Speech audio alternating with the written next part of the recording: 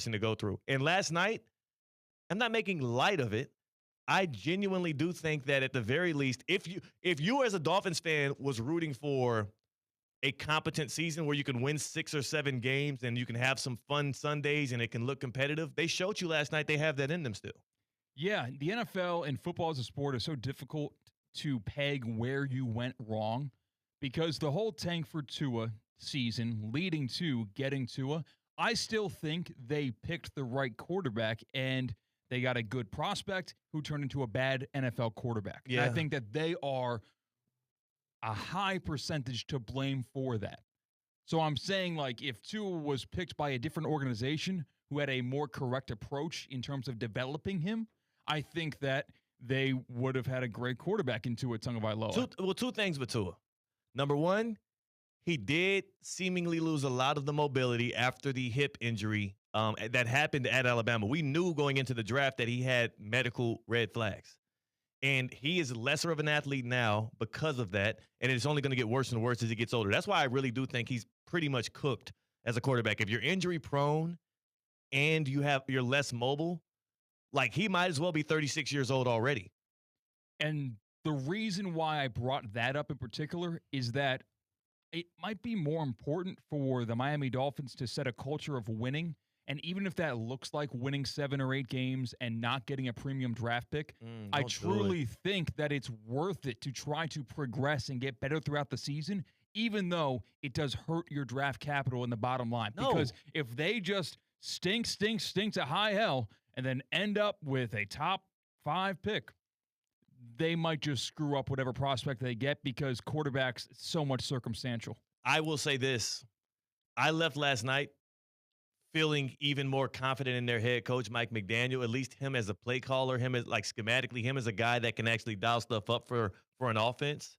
I just wonder if McDaniel's going to be one of those guys where 5, 6, 7 years from now, maybe not even that long, we're talking about as one of the hottest head coaching candidates in the league. And I think in between then and now, he's going to have the league on fire, similar to what Brian Flores is doing right now with the Vikings. Like that happens all the time. Whenever we're in the midst of the head coach's first run, it always Raheem Morris with the Falcons.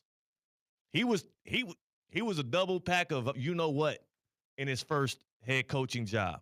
And now he's back. And when he got that job at Atlanta, guess who they turned down in favor of him? Only the greatest coach in the history of the game, Bill Belichick.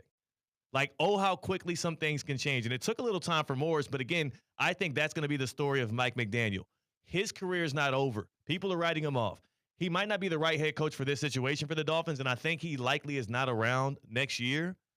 But rest and believe that dude is going to be. I hope the Miami Dolphins fire him, and then the Chiefs look at Matt Nagy and they say, actually, we ain't gonna fire you because you're one of our guys, but we want to change. We want to change your position. You're an offensive analyst now. And what we need you to be analyzing is the game plans that Mike McDaniel draws up for you. Yeah, and they bring him in Kansas City. He's an X's and O's guy, not a Jimmy and Joe guy. He could, but here's the thing. Well, that's different, though.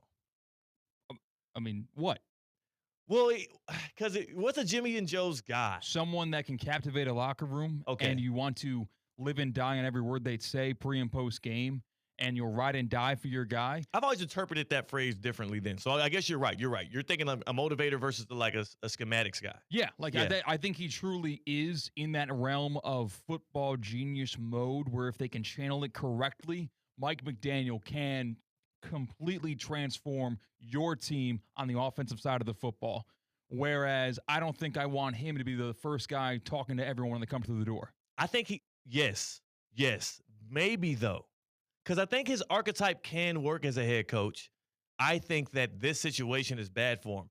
He has a bad offensive line. He has an immobile quarterback who is limited. And when he draws up these plays, he can only be so creative because he has to do it around Tua's abilities. Yeah, you said it. You took the words out of my mouth. With how many air yards Tua had, he's not throwing the ball down the field, like at all. Well, because you can't trust. Like, you were watching that game. Whenever it took more than 2.5 seconds for the ball to leave his hands, it's Thursday night football. It's against the Bills. My stomach was turning. It felt like, you know how on a roller coaster when you're going up, you're not on the drop yet, so your stomach you don't have that pain. but you're going up. I was anticipating, oh my God, just get rid of it, throw it away, throw it to somebody, slide, like every time.